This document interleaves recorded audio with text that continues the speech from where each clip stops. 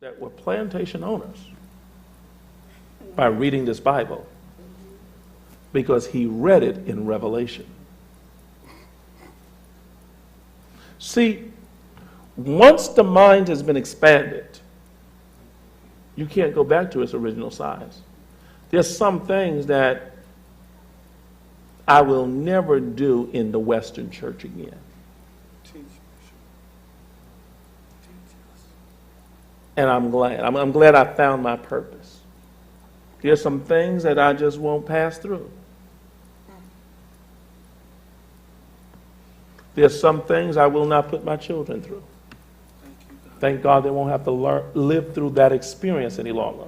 Because, see, the church as it is today, notice most of your preachers that preach to you do not preach messages to make you think.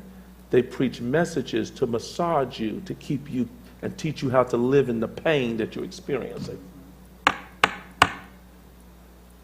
They are not sermons of transformation, they are massage parlors.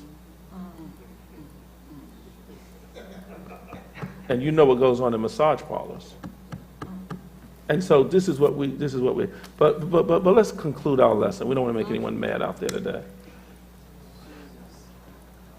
Read on in the bottom there for me. Do you want the scripture? Yes. Matthew 13 and verse 12 in the King James Version says, "For he who hath, to him shall be given, and he shall have more abundance. But whosoever hath not, for him shall be taken away, even that he hath." Good.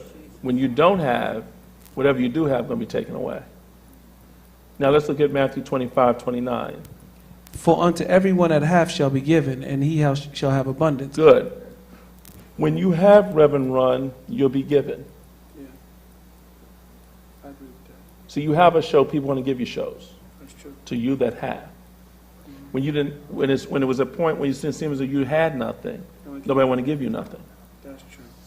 It's the same way in consciousness. To him that hath shall be given. That's why you got to celebrate what you have. Yes. Oh! Yes.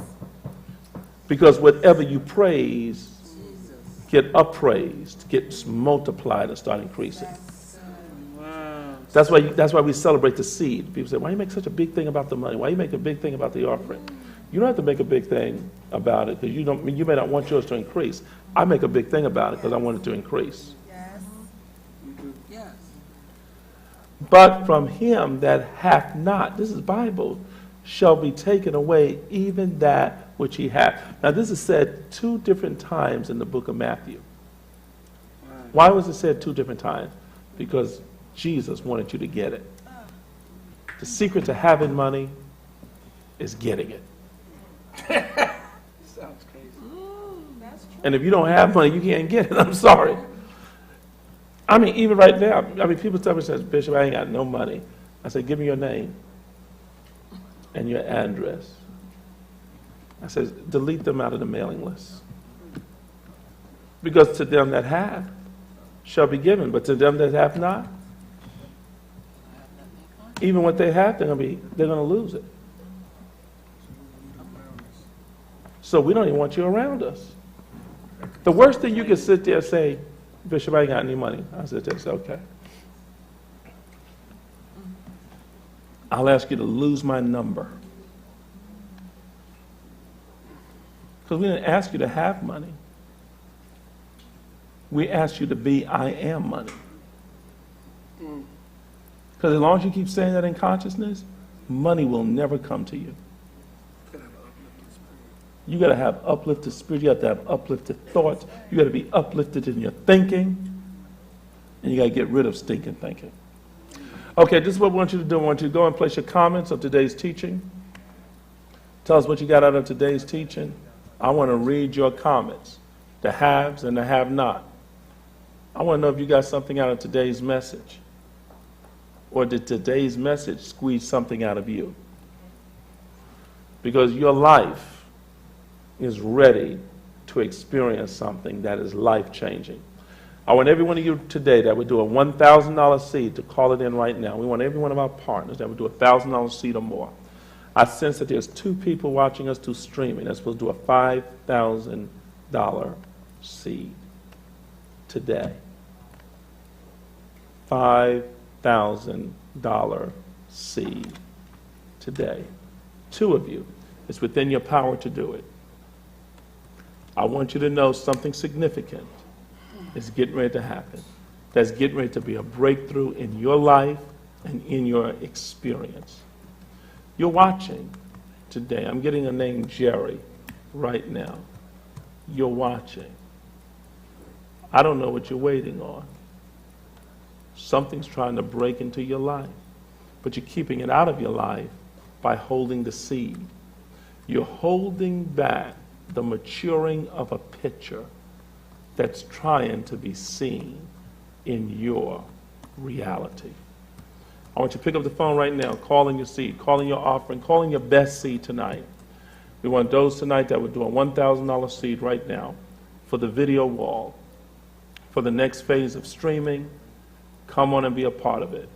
And I want you to know that Jesus wants to do something big on the inside of you. Stay tuned. We'll be right back, and we're going to start to prophesy to you concerning and around your seed. I want to give you a picture of what your seed contains. Your seed contains your harvest. Any fool can count the number of seeds that are in an apple, but only a prophet can see the number of apples that is locked up in your seed. Your seed is so powerful that if you release it, we'll tell you what's going to come back to you. We'll reveal how it may come back to you. You heard Prophetess Cheryl tonight say she was working. We told her about her daycare. She's getting ready to expand into 2. There's a prophetic word around your seed.